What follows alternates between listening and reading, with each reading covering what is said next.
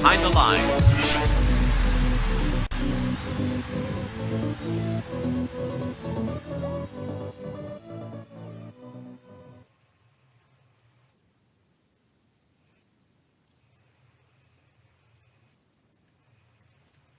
Alrighty. Good evening, everybody, and welcome back to episode 4 of Behind the Lines, where we bring the experts to you. I'm Francis O'Rourke from GameSense, and I'm hosting tonight with Evan Morrison, also from GameSense. Hi, Evan. And this week we'll be discussing applying and presenting for awards. As usual, we'll have a presentation by our lovely expert, followed by about 30 minutes of question and answer from you, the audience. Before we hand it off to our expert, we do need to mention that the views expressed by Behind the Lines hosts and guests are those of the individual and do not necessarily reflect the views of first participants.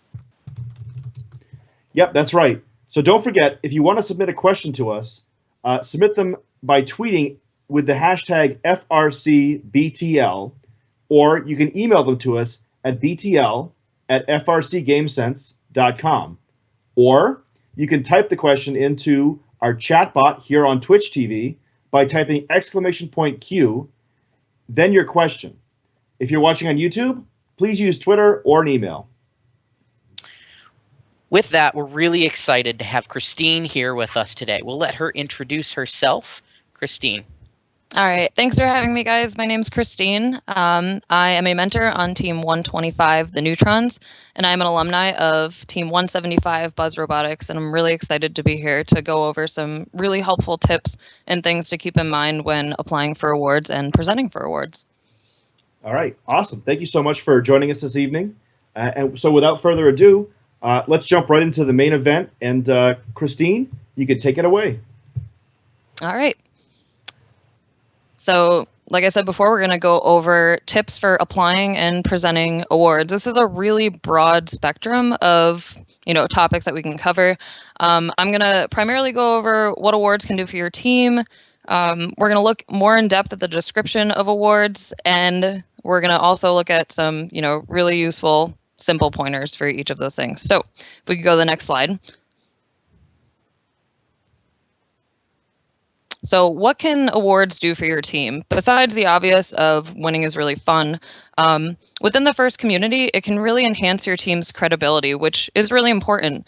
Among other teams, it can enhance your credibility, can really make a name for yourself. It establishes a reputation amongst judges and volunteers at events that you regularly might go to, like within your district, or that you may travel to. And it's definitely a resume builder. So I really love looking at team history on the FIRST website when you go to check out, who's registered for this event, and you can kind of look further in depth at the team's really long history and see all the awards that they've won. I know my team definitely looks at that when we're looking for, what district events or what regionals we want to travel to. We look at the team resume of the teams that are going to be at that event or that have been at that event in the past. It's definitely a great way to engage other teams with you. When you are serious about applying for awards and you've won awards, you establish yourself, and you can also, promote yourself, and teams might want to network with you to work on technical aspects, non-technical aspects, and other things. And the obvious, it can qualify you for advancing in the season. So from district event to district championship, and district championship to championship, or regional to championship, and then best case scenario, you win an award at the championship and it qualifies you for next year's championships. All right, next slide. So within your community. So community engagement is really important. Winning an award can really generate interest and awareness within your community about STEM and FIRST. I know when I was in high school and we won an award, it typically got published in the newspaper, and the school systems got really engaged and really curious about what the team was doing beyond just building and competing with a robot. It's also a great way to potentially snag different potential team members, new sponsors, and new mentors. Winning an award, when it's kind of published and broadcasted to the public, it can definitely catch the eye of a local business that might want to partner with you or sponsor you. It definitely got my teachers in high school more interested and more involved with our team, and that's really, really helpful. It's also a great way to get potential mentors onto the team.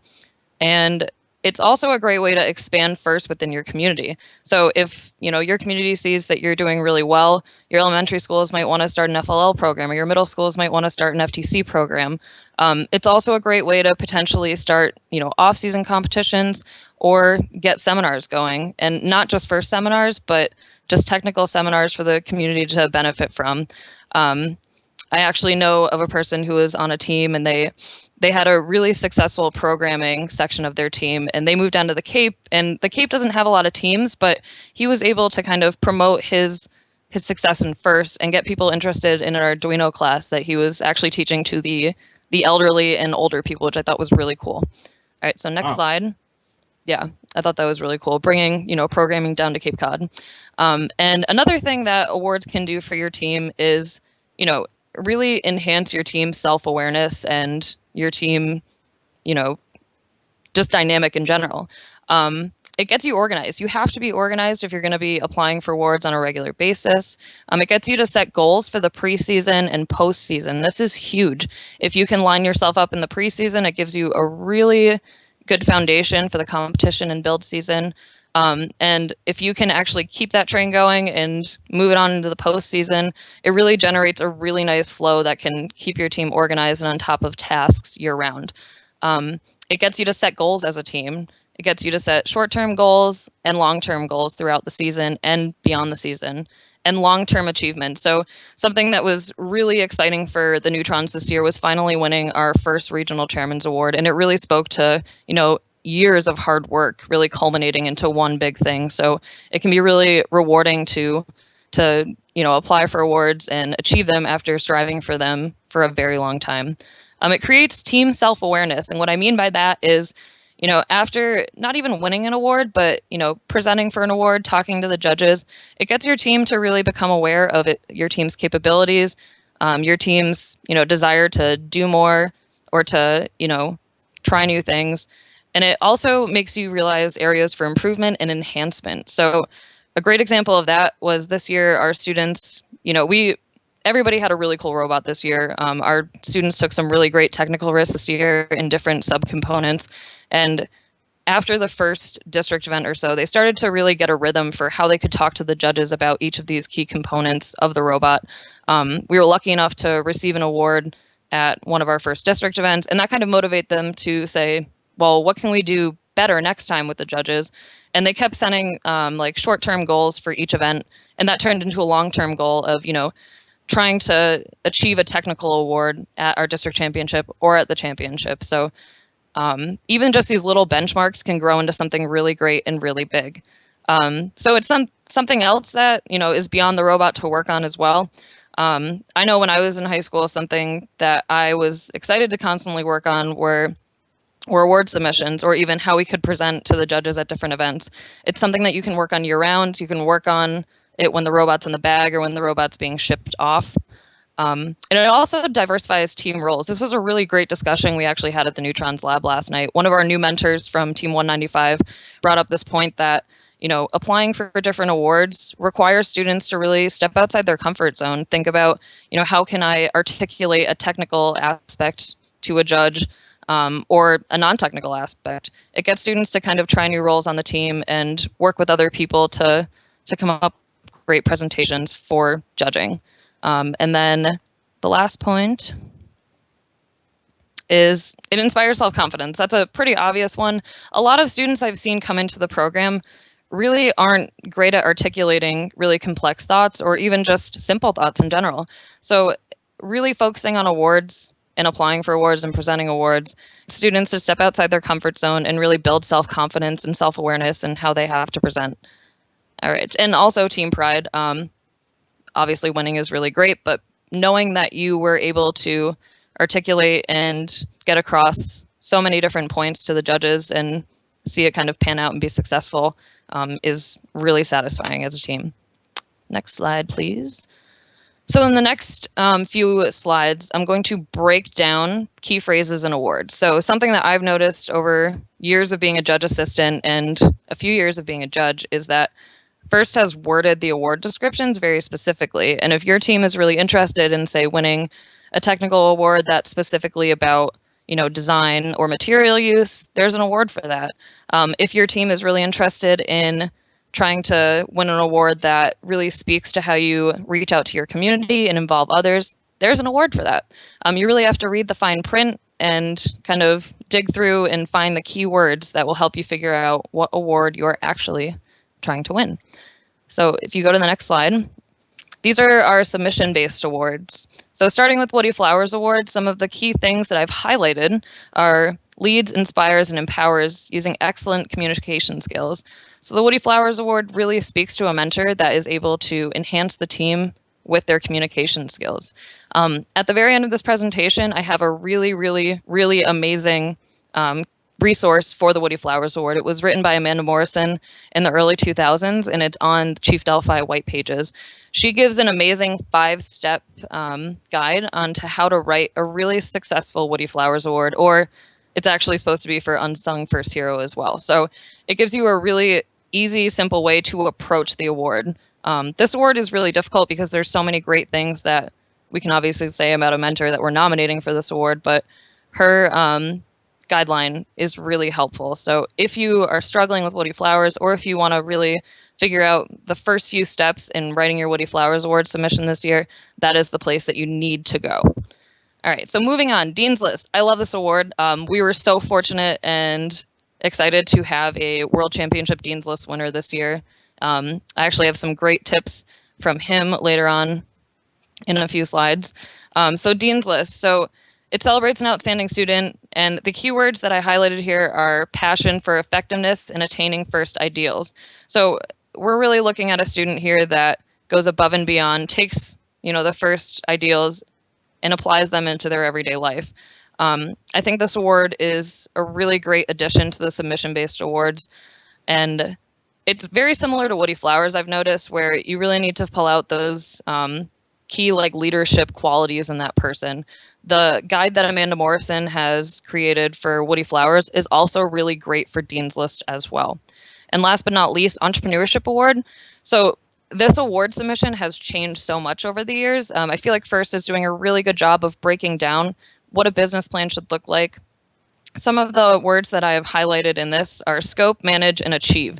So when judges are reviewing this, they're really looking at ways to, the ways that you manage your team, how you're looking at continuity within your team. There's some really great examples online of different team business plans. In the team resources page on First, they have different examples. And then also at my last slide here, I have a link to Cyber Blue's website. They have so many great examples of their entrepreneurship submissions over the years. So that's definitely something to look at if you are interested in applying for that award and doing it successfully. All right, next slide.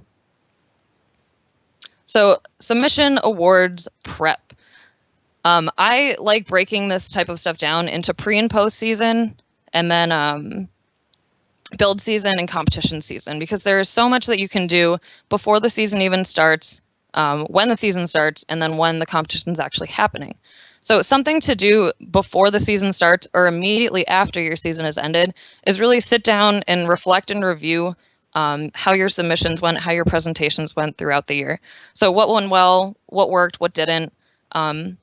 Really have a discussion about what needs to be updated. These are facts. You need to really sit down and look at what achievements you've made this year. How have you expanded some of your key points that you've been talking about? So making a list of what you need to update in these submissions, that way you can quickly add it when you go to do it, makes it a lot easier. Set new goals as a team. Really look at what went well. How can we enhance that? And, how can we further push ourselves to do more? Setting attainable goals as a team is a really important thing. That way everybody's on the same page and you can have a really good idea of what your next few steps before the season starts is going to be.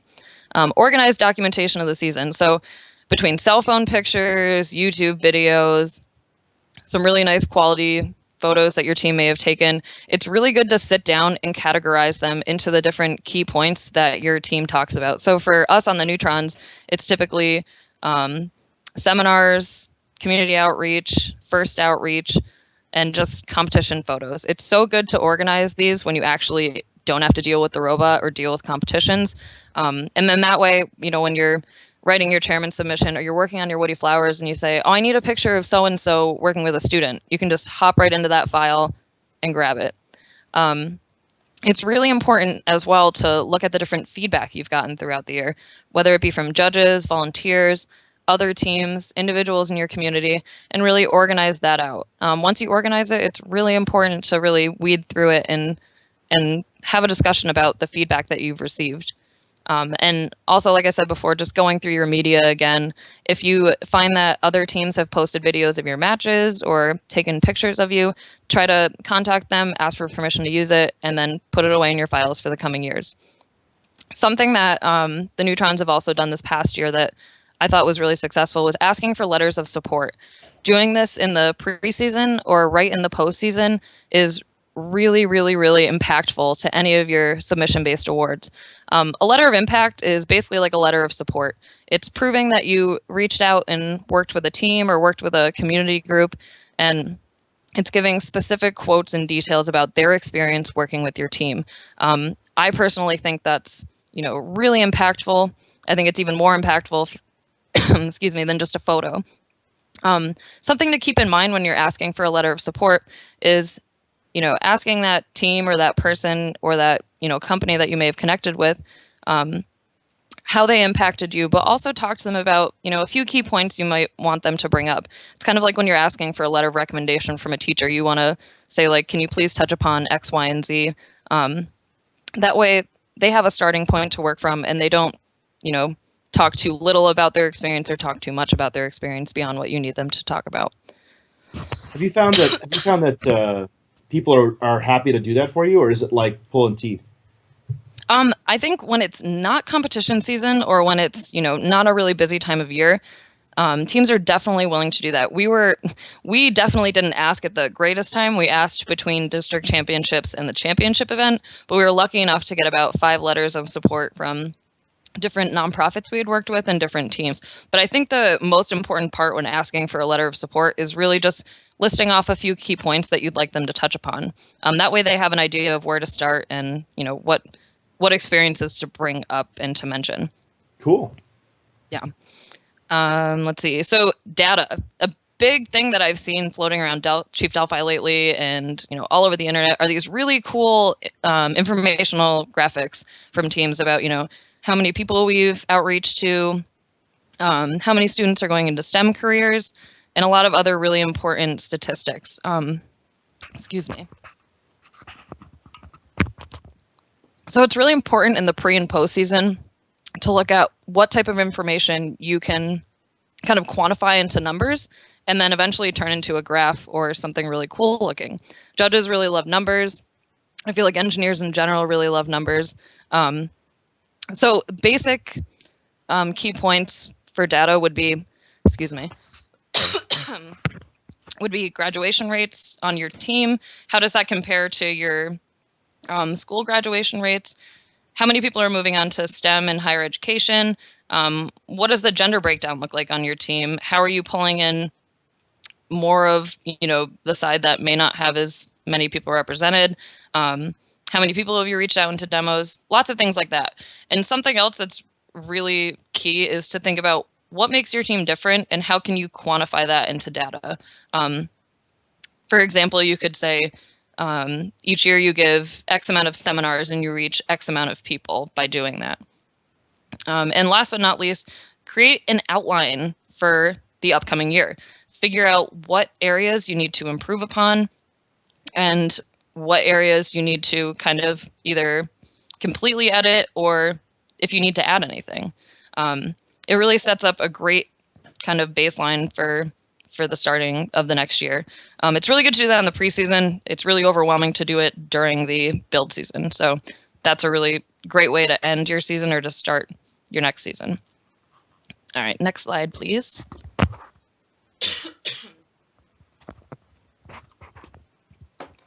All right, so during the build season, look at the award deadlines. They change. This year they changed. So make sure that you definitely know when the award deadlines are. Something that I always have my team and my students do is create our own award deadlines. I typically make sure that an outline or a rough essay is in at least 3 weeks before it's due. And we typically just edit it right in stems. That way, if anything goes wrong, at least there's something there, which is terrible to think that a incomplete essay could be submitted. But it's always good to work right in stems. Make sure you're editing and updating there constantly. And we always try to submit at least 1 to 2 days before the deadline because stems will crash when everybody tries to rush on right at noon. So really set your own deadlines, set your own benchmarks to make sure that you're getting things done in your own time frame.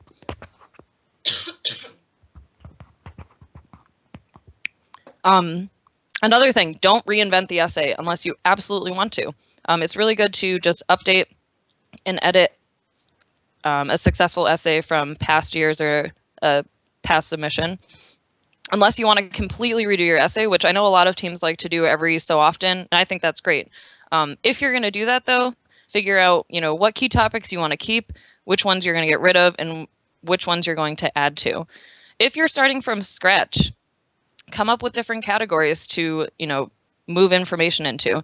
Some of the basic ones that I always have seen within a lot of different submissions for chairmans is team history, community outreach, first objectives, and a lot of other ones that are kind of branched off of that are specific to other teams. So if you can figure out key topics, it's really easy to throw data into it and then create an outline. Something else to look at is determining high-level points of each submission for supporting documents. So like we talked about before, data and stats for entrepreneurship, chairmans, Woody Flowers, and Dean's List. Talk about in each submission, like an entrepreneurship, you could say, in the last year, we've grown our team by X amount of students, whether it's gender specific or not. You can also add something like that into chairmans. For Woody Flowers, it could be something very specific to that person, obviously. You could say, since this mentor has started working with us, X, Y, and Z has happened. With Dean's List, it's really important to add data in there as well. Other things you definitely want to pinpoint are photos, key phrases, and quotes, and things that you can use for your video presentation materials in the Chairman's Award. These are all things to do during build season. You can also do them during the preseason as well. In November, I think it's about mid-November, first opens up stims for chairmans and a lot of the other submission-based awards. So it's really good to jump in, double check that you understand what the submission guidelines are, and then that way when build season comes, you feel comfortable enough to just work on your submission. Something that's really important is to have several people proofread your submissions, whether it be a team member that's familiar with the content but may not have worked on it. Teachers are really helpful for this, especially teachers that may not know, much of anything about your team. It's really good just to look at the grammar aspect of it. Have a parent proofread it. And something else that I have always done is have other teams proofread it. I know a lot of people like to keep it secret and try not to, lay it all out there, but it's really great to have another team, whether it be from your district or your region or from halfway around the world. Have them read your submission. It's really beneficial. It gets them to see the types of things that you're working on, but it also can give you a completely new perspective on how you can write your essay or how you can kind of describe things. I used to actually, when I was on mentoring Team 126, I used to trade chairman's essays with the Neutrons. And our way of writing on 126 was completely different from the Neutrons. So it was a really unique kind of experience seeing, a team that was so close to us that we compete with regularly. It was really cool to kind of trade essays, edit it, and then we actually worked together on our chairman's presentations that year too. So it's really helpful when you actually get to sit down with other teams and trade ideas and give a lot of feedback. Develop a plan for your presentation supports. Look up different types of layouts for maybe resumes and other presentation materials. The internet is full of great examples, and so are other teams' websites. Figure out what your presenters specifically need to enhance their comfort level in a presentation, what they need to kind of make them remember what they're supposed to be saying, and what can enhance their talking points. For some people, that may be a poster. For other people, that might be a PowerPoint or even just a sheet of paper in front of them. Make sure it really complements the presentation rather than takes over the presentation. And make sure that your handouts and supports are really simple and they really just drive home your talking points, and that they support and kind of, like I said, complement the things that they've already read in your essay or that they've already heard in your presentation. I've seen teams with giant binders full of photos and stuff. That's definitely one way of doing it. On my team, we prefer to keep it to just simple graphics, a simple resume, and our letters of support. We think that complements our presentation and our essay best. But it's totally situational. Every team has their own way of things. There's a lot of great examples online. You'll see that later in my resources slide. All right, next slide, please. So competition season prep for submission awards. Review your presentation material. For Dean's List, let that student read over their essay, come up with some talking points about what they might want to bring up in their essay. And another thing is to have the teammates ask sample questions. Some great general interview questions are really helpful for that. Later on, I'm going to show you some great examples from Camilo, some questions that he was asked at the district level and the championship level. For chairmans, practice the presentation together. Don't memorize it, unless that's what works best for the student presenter. Otherwise, just really have a good understanding of your key talking points and figure out how you can kind of personalize them and make them more human rather than memorized and robotic. Practice with your props and support materials. That way, when you get into the room, if you're supposed to be holding a poster and you've never held it before, it doesn't distract you. It doesn't feel awkward. Make sure that somebody responsible is holding on to all of the materials that need to go with you to the presentation. Make sure that you have your consent and release form, your video, whether it's on a DVD or on a flash drive, and make sure that you have your props and everything else that you need. We typically bring about 4 or 5 copies of the consent and release form to the event with us, just in case one goes missing.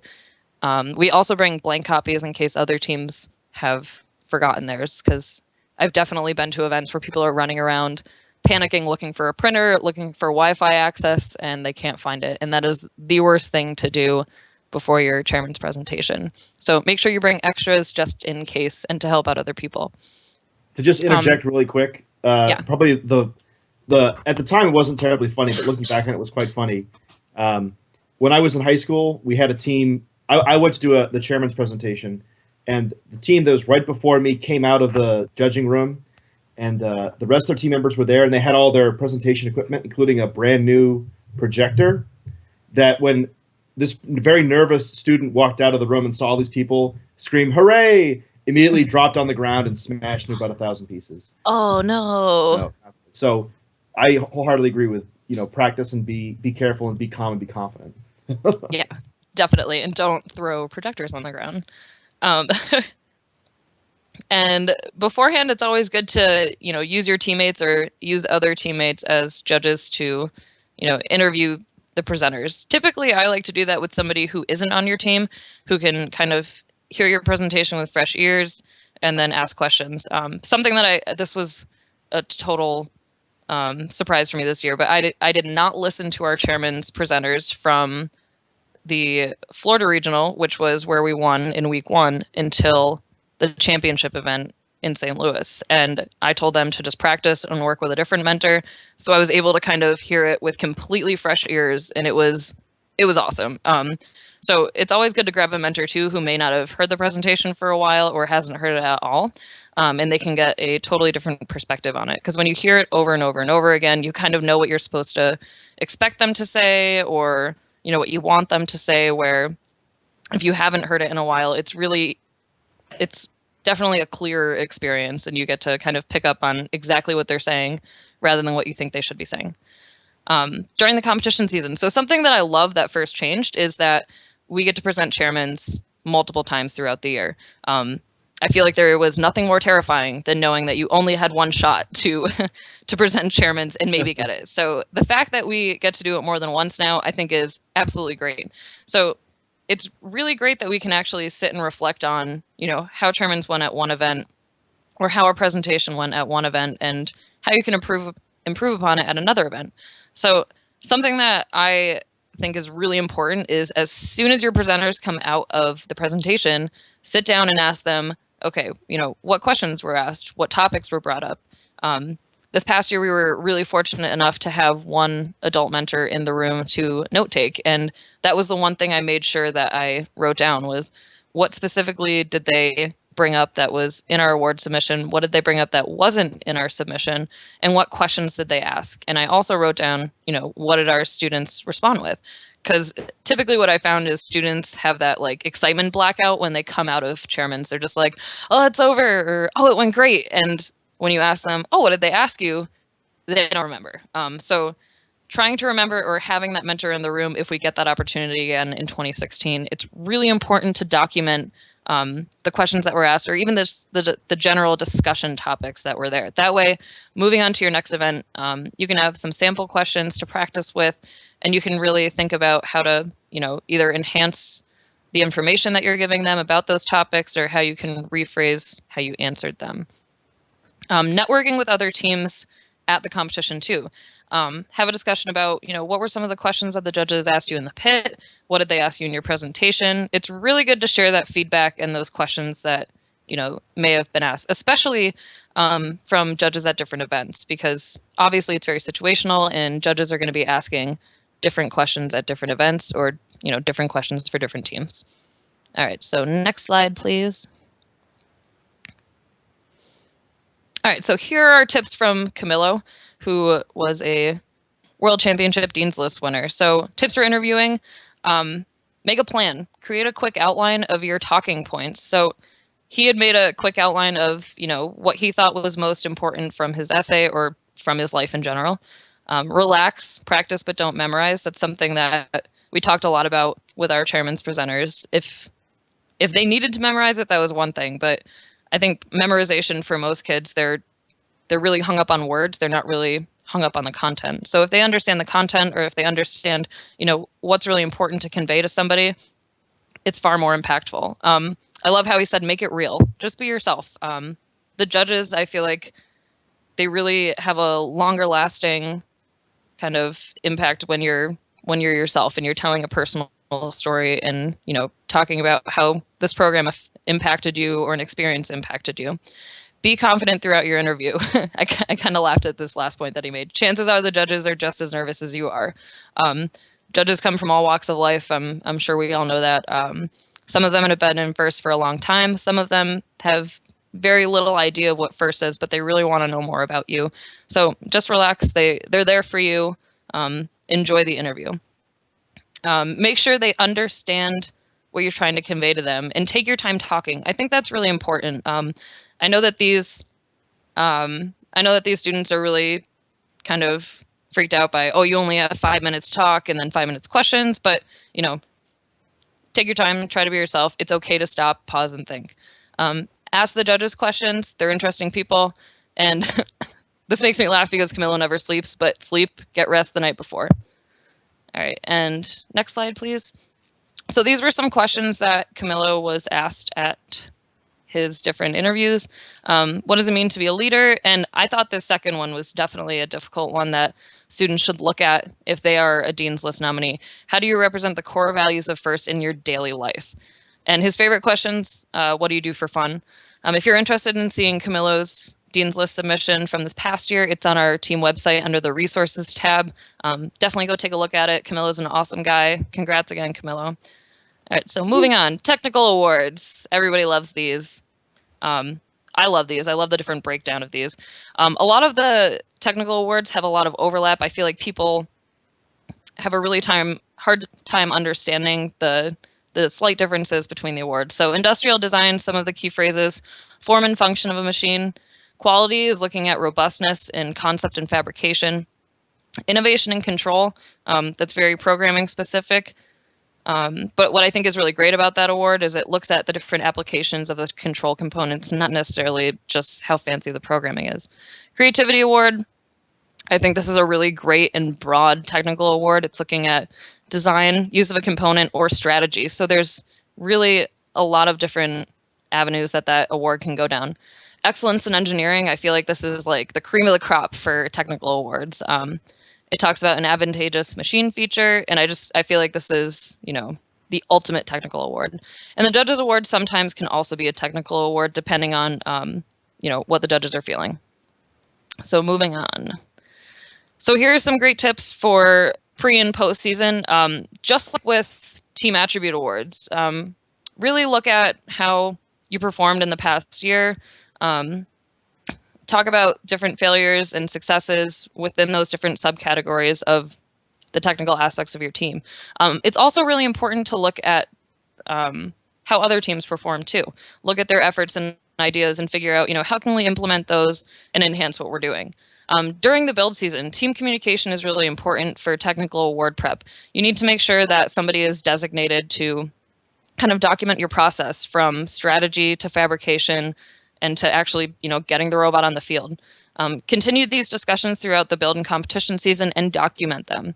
It's really important to have somebody who is documenting whether it be a whiteboard, your prototypes, sketches on napkins and paper plates, but it's really important to document these so you can eventually show the judges where this robot came from, whether it be on a napkin or a paper plate. Engineering journals, this is something that I feel like most kids cringe when they hear, but it's really important to document what you're doing, whether it be engineering journals or CAD files.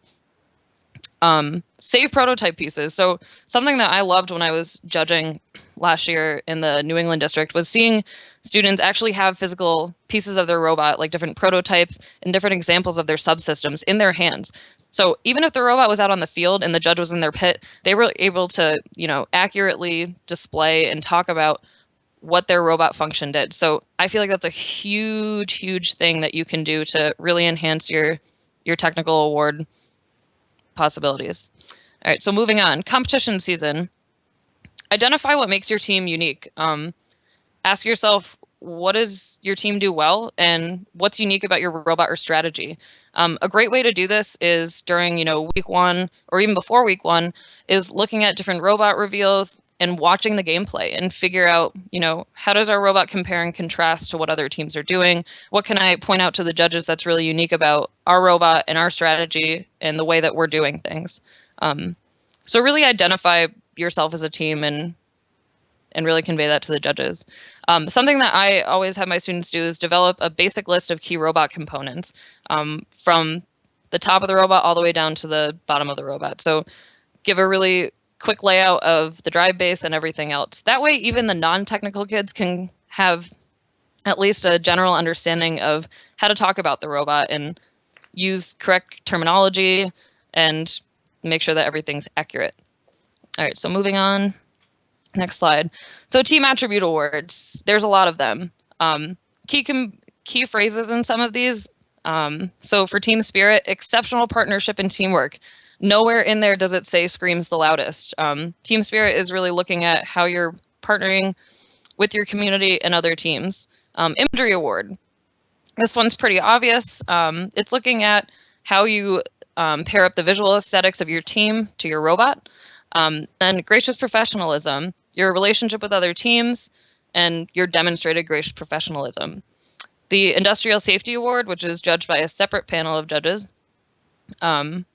is looking at innovative ways that you're eliminating or protecting against hazards.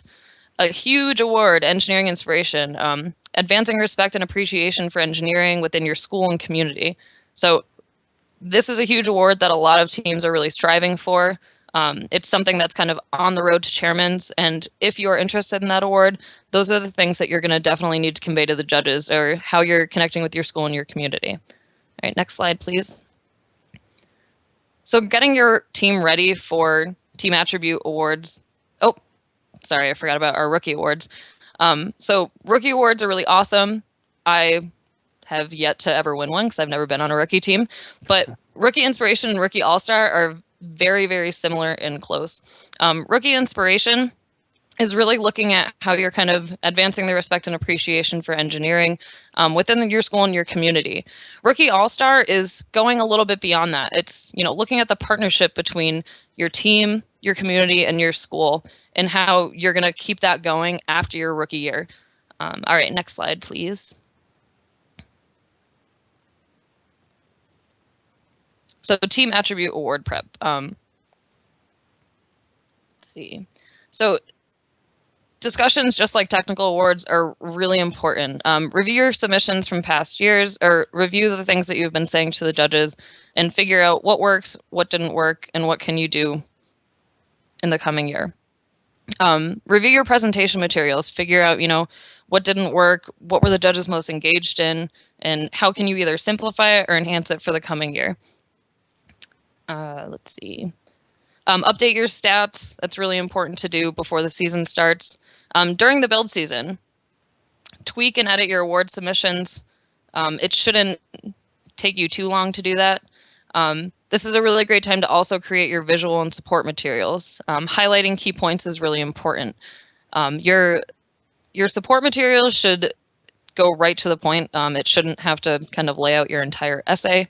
It's also really good to add photos to these too. Let's see. Next slide, please.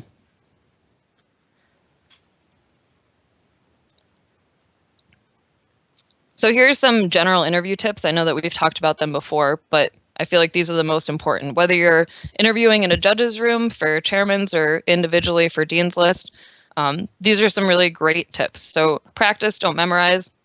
It's really good to have just general conversations with your teammates or people that aren't your teammates, whether it be about your robot or about your, team efforts before the competition. That way, when the judges come around, you already have an idea of, how you can convey what you're trying to talk to them about.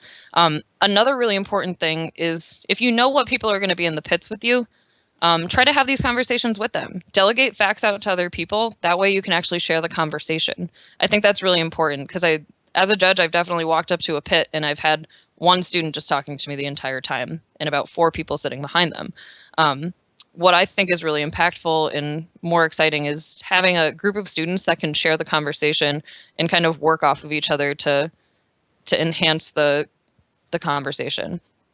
A good way to figure out how to have these conversations about, whether it be about your team or about your robot, ask your mentors or ask somebody else.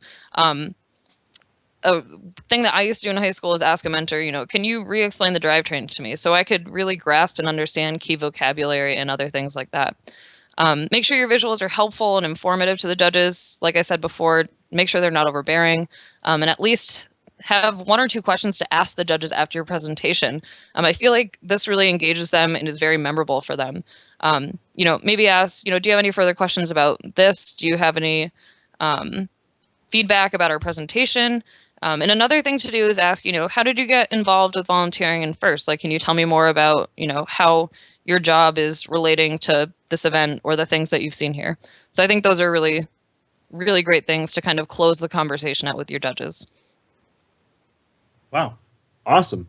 Hey, Kristine, thank you so much for giving this very, very dense, very, very informative presentation. I got to say, I've learned a ton of stuff that I didn't even know, and I've been doing FIRST for a long time. So thank you very much for doing that with us. Thanks for having me. Hey, no problem. Alrighty, so we're going to head right into Q&A. Just a reminder for everyone, if you've got a question for Kristine or us, I suppose, just tweet it with hashtag FRCBTL or email it to btl@frcgamesense.com, or in the Twitch chat, use !Q and followed by your question to send the question directly to our Twitch chat bot. So, all right, we're going to get ready with our very first question. Evan, do you want to take this one? Sure. And before we go into questions, I do want to mention really quick that Kristine's awesome presentation will be available on the FIRST website, the Behind the Lines page at usfirst.org in the next couple of days. So go ahead and pore over that for all the juicy little bits. Yeah. Evan, what's this ancient website, usfirst.org? That's so 24 hours ago. Oh, I missed the memo. It will be on the FIRST website. Yeah, somewhere. Yeah, so the first question we have is kind of a common one, I think, but a lot of people have. Do the handouts for judges actually work? A lot of teams will make these like one-pagers. Is that something that the judges actually will see and take into consideration? And if so, what are some good rules of thumb for creating those? That's a great question, and I think it's a question that a lot of teams ask themselves every year. Yes, they do help, because after doing rounds of talking to so many great students, it's really really helpful to go back to the judging room with, you know, 1 or 2 sheets that highlight the key talking points that you may have spoken with to those students. So make sure that it's not too long. Make sure that it's aesthetically pleasing. Make sure that your team name and number is on it. Sometimes people forget those basics, and yeah, make sure that they leave with it too. I think they're helpful. It definitely can't hurt. It can only help. Cool. Yeah, I know on my team, we always make sure that we do a new one every year. We always, like you say, make it very aesthetically pleasing. We call them the pimp sheets because they're sort of to pimp out our team and show off all the cool stuff we do. And the kids actually really do like doing them. So, all right, we're going to get ready for our second question here, coming right up. All right, what do you think is the best way to present your chairman's award? Is it by a theme? We've seen some teams do themes before. A plan, or just kind of act or play or what have you? I think that's such a hard question. Yeah, It's I mean, the definitely chairman's award situational. the chairman's award is so broad anyway. It's kind of hard to answer, right? It definitely is. I think it's really what's going to work best for your team. If your presenters are more comfortable with having a theme, and if it really goes along with your essay submission and, you know, your team imagery, go for it. Like, really work at it. Spam definitely does a great kind of really exciting presentation each year. Like, we were behind them at Florida last year, and they came out, and I was like, whoa, I wish I could have been in there to see that. But, you know, it's whatever works best for your team. I don't think one thing is better than the other, as long as it complements the talking points that you have, and as long as your students are comfortable with doing it, that's what's going to work best for you. Themes are awesome, though, so go with them. Yeah, I have to agree. Evan, you were on Team 1983 for a couple of years. Didn't you guys have something similar to that for a while? Yeah, on Skunkworks, we created and they actually created this before I joined the team, but they had a keyword they called inspiralation that kind of captured the goal and the approach that the team took towards their outreach and their how they tackled the first mission. And they really played off of this, and it created a brand recognition, which was very, very effective. So that kind of thing, if done right, can really work well. Cool. I think we got, all right, the next question. What can a team do once they win a regional or a district chairman's? What are new goals that they can strive for? Oh, that is so tough. Like, you just finished a marathon. What are you going to do now? That's a really good question. And I think the pre and post season discussions as a team are really important in these situations, because you can't just keep doing the same thing every year. You really need to look at what was the most impactful things that we have done. What do we care about most, and how can we improve upon that? Something that I cling to that Karthik says at his presentation every year is oh my gosh, I just forgot it. Oh,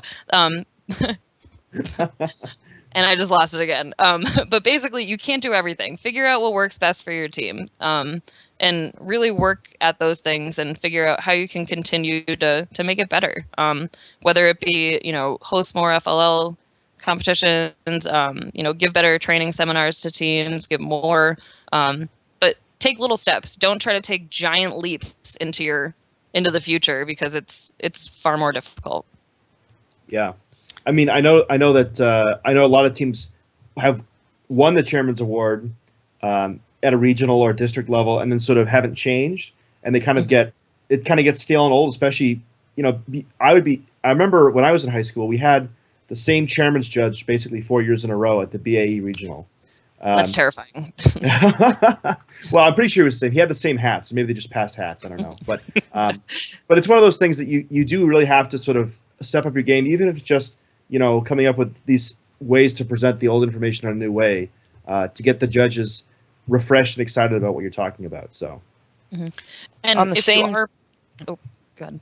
Sorry. On the same token, though, you don't want to have this like revolving door of things that you're doing and just like do it for a season or two and then be like, well, it won us some awards. Next thing, you know, it's okay to trim down what you're focused on, but don't just do something for a little bit and then discard it, because the judges will see that, you know, okay, well, why did you stop doing this thing that we've seen you do for the last couple of years.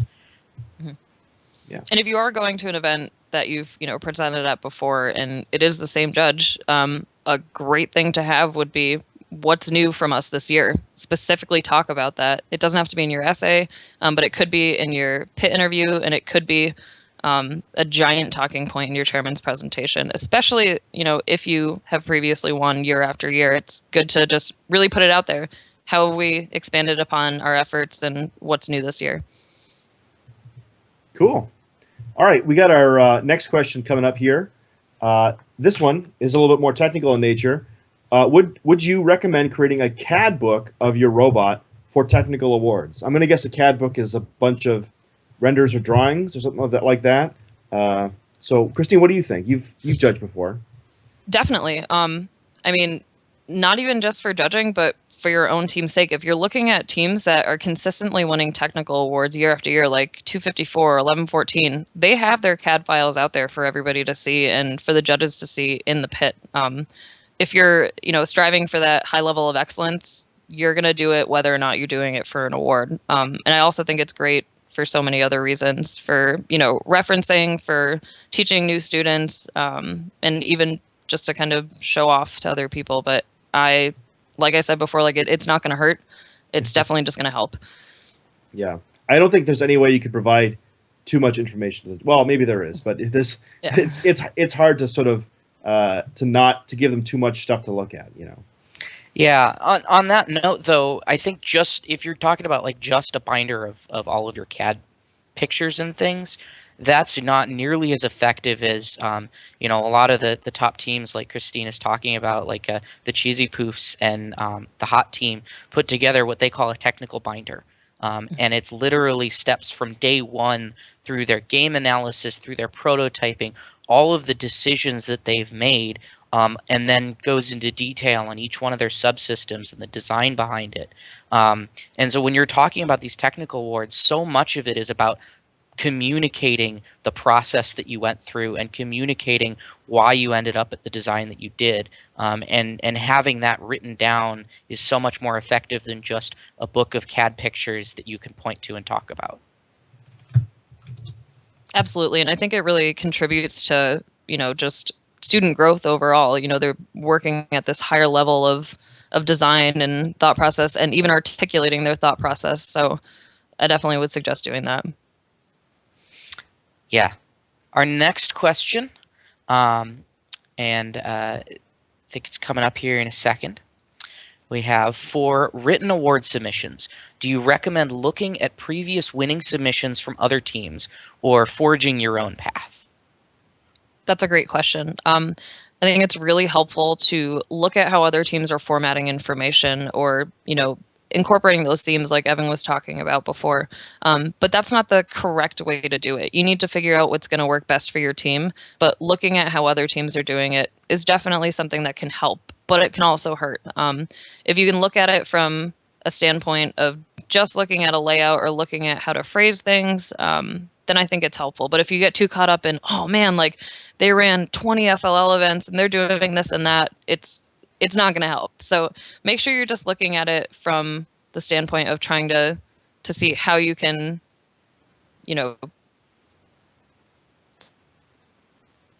phrase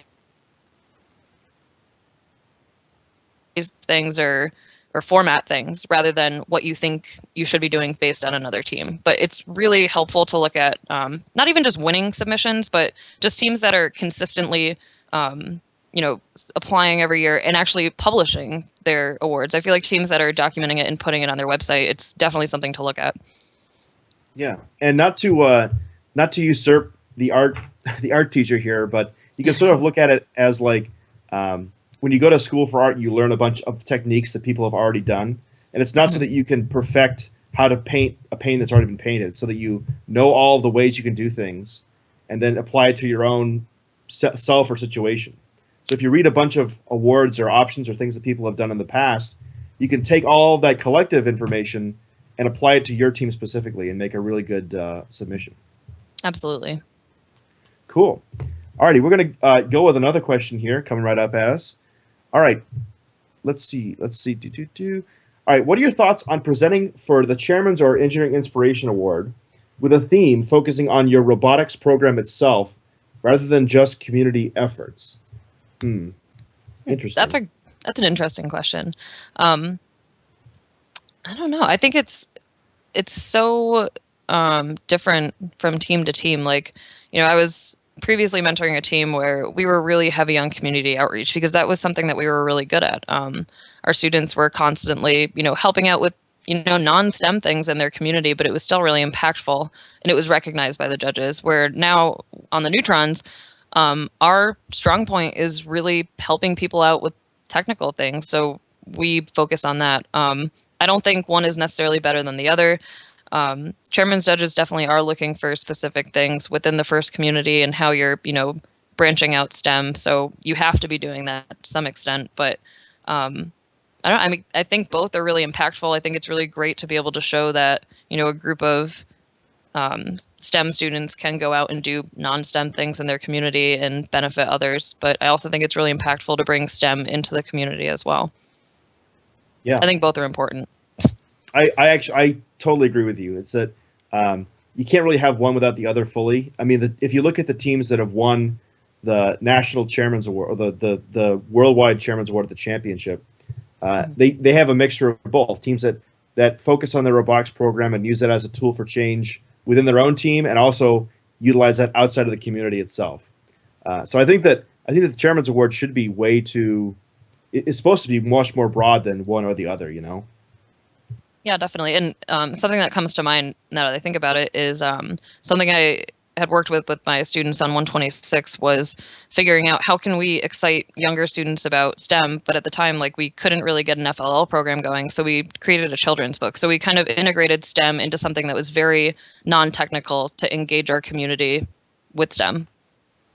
Yeah, and I mean, hey, the Chairman's Award's all about being a model FRC team, so you go to all around anyway, so it's not just one or the other. Yeah, I think it merits saying that, obviously you need to have a strong robotics core to be in the running for these awards. But, any way that you're achieving the first goal, and whatever way that you're doing that most effectively is what you should be highlighting. If you're not doing, a lot of outreach, but you're having a really, really big impact on a specific subset of your team, then focus on that. So the next question that we have coming up is how much should I tailor my award submissions to the keywords that you mentioned? So this is kind of, back towards maybe some more of the technical side, but how important are those keywords to actually being able to win the award? I think the description it's really important because that's really what the judges are going off of when they're trying to figure out, who is most deserving of this award or who, earned this award the best.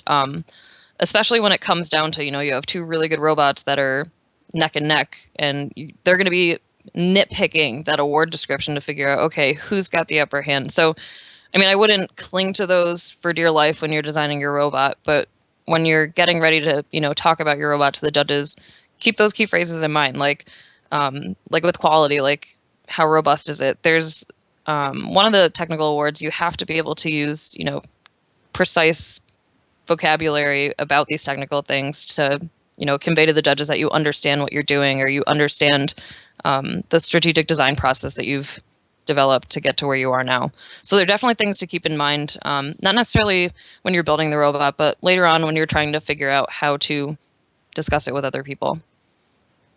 Yeah, and I think one of the other things to mention is to be true to your own team.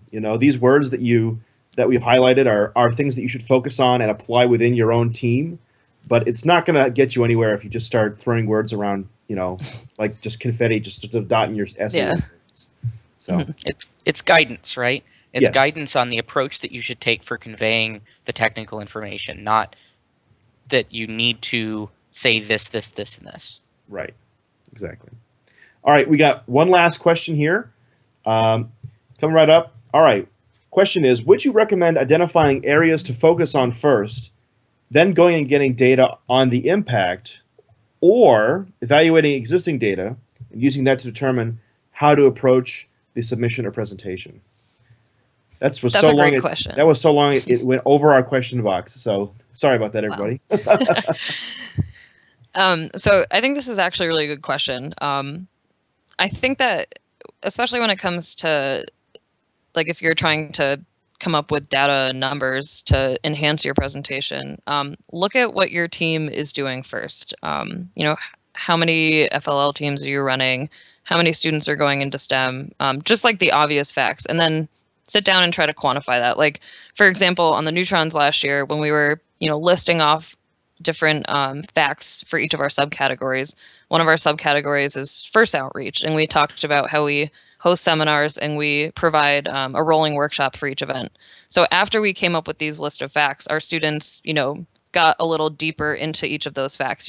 How many seminars did we run? How many people attended those seminars?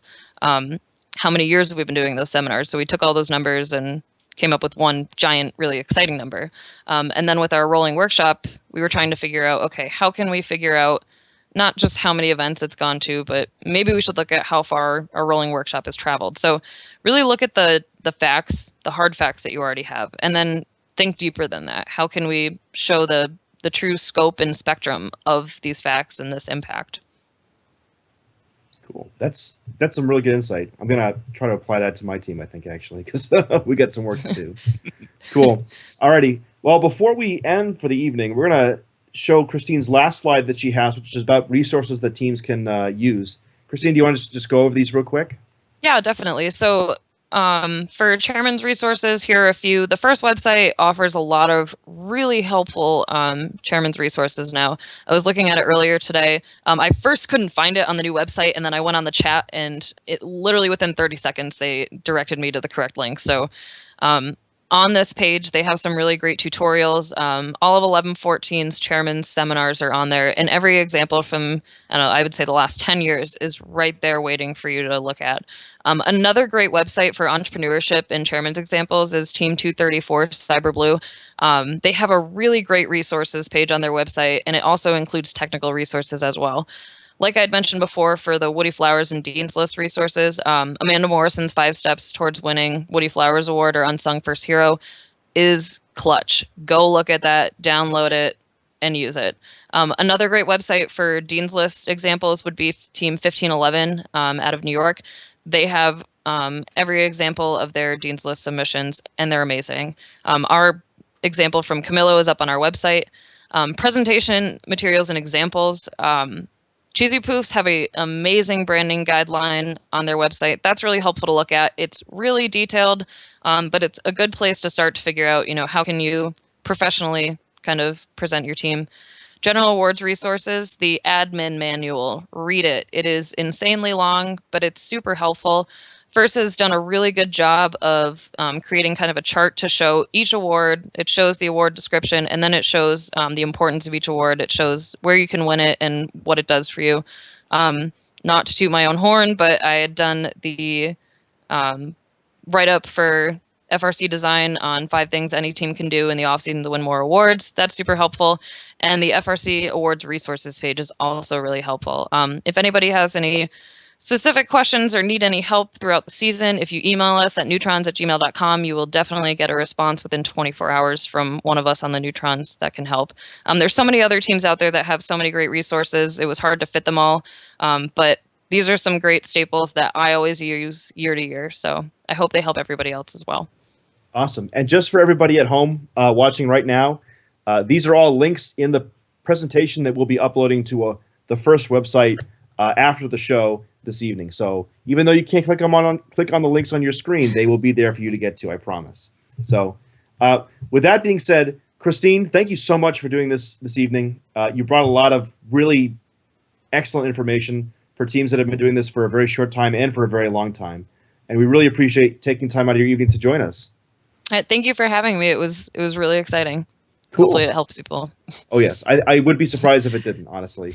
So with that, we're gonna sign off for the evening. We hope that everybody in the United States has a great Thanksgiving, and we hope that last month everyone in Canada had a good Thanksgiving. We're going to come back in a couple of weeks with another episode, so stay tuned and make sure to follow Behind the Lines on Twitter at FRC GameSense, or follow GameSense on Facebook for all the latest updates on the show. And with that, have a good evening and have a good night, everybody. Bye-bye now.